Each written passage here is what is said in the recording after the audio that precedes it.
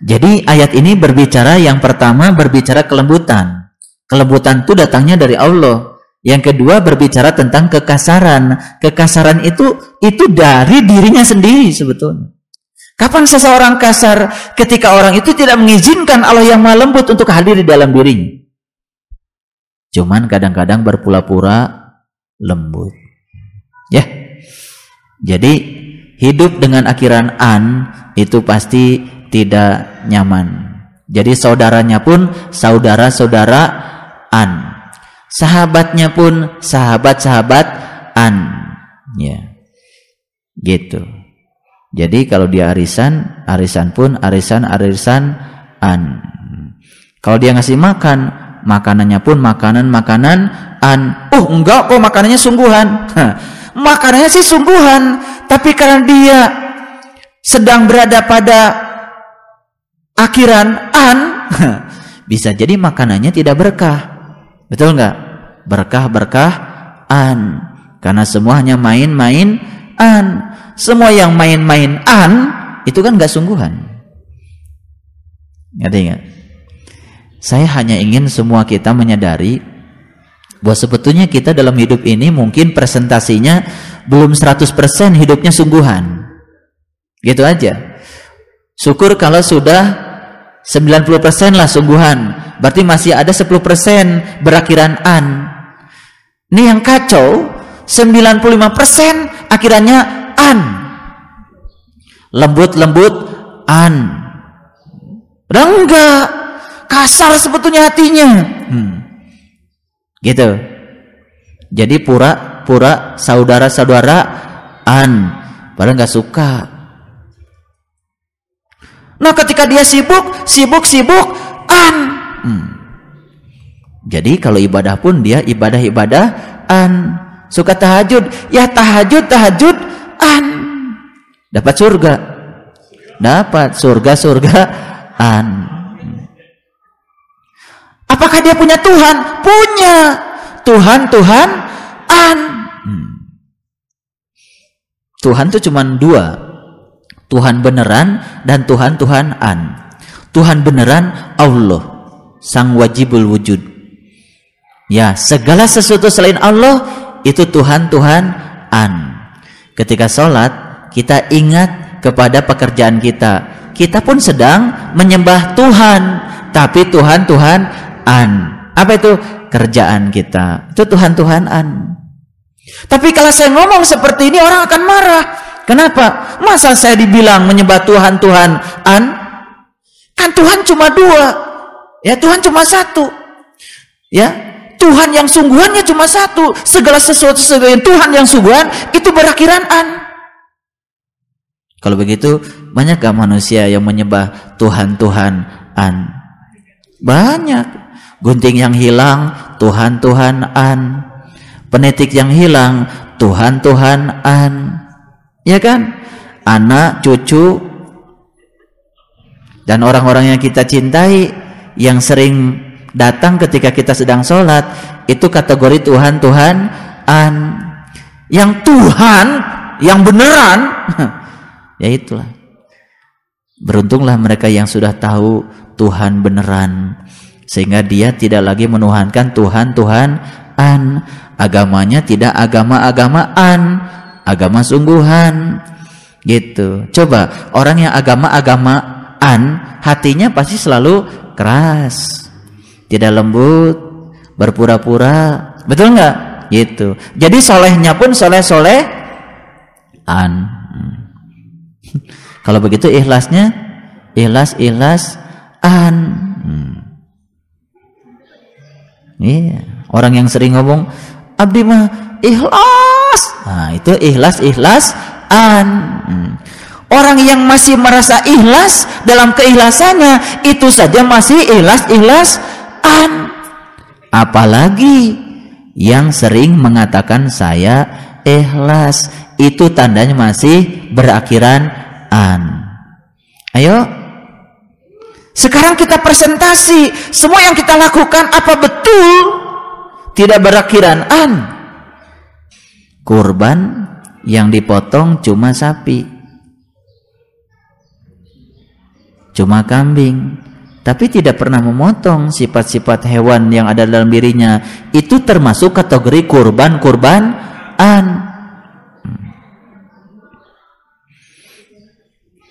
Kata Allah dalam Quran, kalau kamu sudah selesai haji, ingatlah Allah.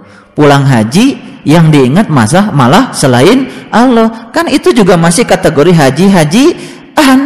Makanya Allah mengatakan, wa in kuntum min qablihi laminad dhalin. Kalau kamu sudah dari Arafah, tapi kamu belum bisa mengingat Allah, sungguh kamu termasuk orang-orang yang sesat.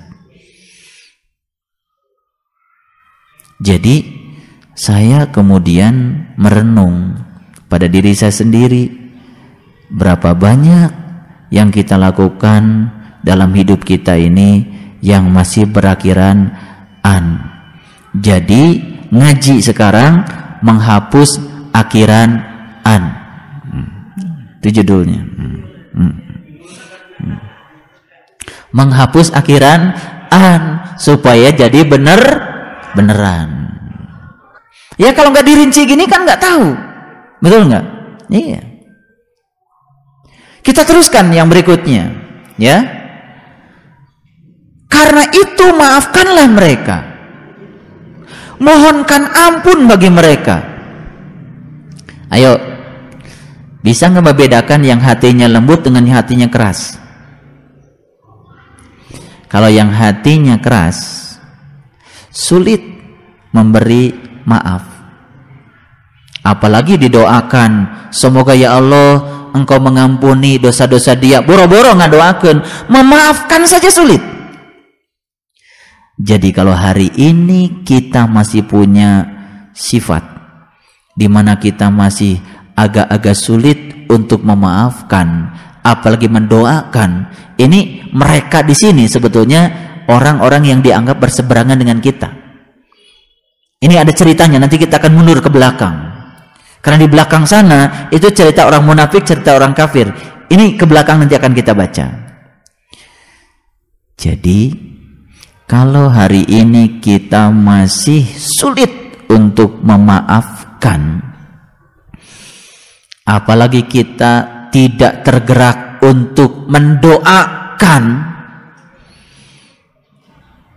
ya, ada orang yang memfitnah kita,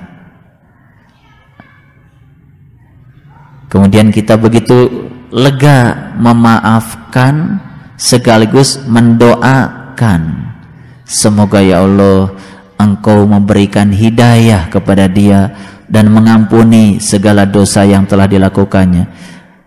Berapa sering kita mengucapkan itu? Atau tidak sama sekali? Kalau kita mendoakan orang yang baik kepada kita, nggak usah dibicarakan. Tapi kita mendoakan orang-orang yang menghina kita, merendahkan kita. Dan ayat ini sedang berbicara itu. Mereka di sini adalah orang-orang yang kita anggap berseberangan dengan kita. Jadi Allah menyuruh kita untuk memaafkan, jika perlu mengampunkan dosa dia di hadapan Allah. Teruskan. Dan bermusyawarahlah dengan mereka dalam urusan itu. Kemudian apabila kamu telah membulatkan tekad, maka bertawakallah kepada Allah. Sesungguhnya Allah menyukai orang-orang yang bertawakal kepadanya. Innallaha yuhibbul mutawakkilin. Baik Bapak Ibu, turun ke bawah dulu sebelum saya lanjutkan kajian ayat berikutnya. Saya ingin bicara ayat 156. Silahkan dilihat ayatnya. Ya ayyuhalladzina amanu la takunu kalladzina kafaru. Hai orang-orang yang beriman. Ini yang dihaikan orang-orang yang beriman. Janganlah kamu seperti orang-orang yang kafir. Ya. Jadi orang beriman harus beda dengan orang-orang yang masih tertutup. Orang yang sudah terbuka harus beda dengan orang yang masih tertutup. Segalanya harus beda. Kemudian Allah mengatakan, wa qalu li ikhwanihim idza darabu fil ardi aw kanu guzzan law kanu indana ma matu wa ma qutilu liyaj'alallahu dzalika hasratan fi qulubihim wallahu yuhyi wa yumit wallahu bima ta'maluna basyir. Hai orang-orang yang beriman, janganlah kamu seperti orang-orang yang masih tertutup, yang mengatakan kepada saudara-saudara mereka apabila mereka mengadakan perjalanan di muka bumi atau mereka berperang, apa kata-kata mereka? Kalau mereka tetap bersama-sama kita, tentulah mereka tidak mati dan tidak terbunuh. Suka enggak? Ini ucapan penyesalan sebetulnya. Coba kamu enggak ngaji di sana. Coba kamu enggak ikut bersama dia. Coba kamu enggak belajar yang seperti itu. Coba kamu. Ini adalah sifatnya orang-orang yang masih tertutup.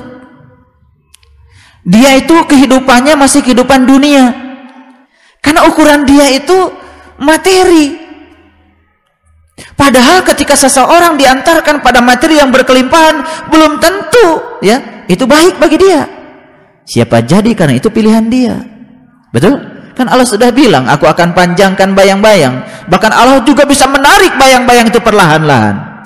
Saya tidak menganggap bahwa segala ujian yang datang pada saya adalah kesulitan. Karena lewat kesulitan itulah saya diajarkan kearifan. Lewat kesulitan itulah saya diajarkan sabar. Ini adalah pilihan saya. Karena ini sudah merupakan pilihan saya. Ini adalah bagian dari doa-doa saya.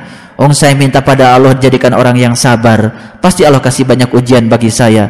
Ketika saya melewatinya dengan penuh keikhlasan, pasti saya akan jadi orang yang sabar.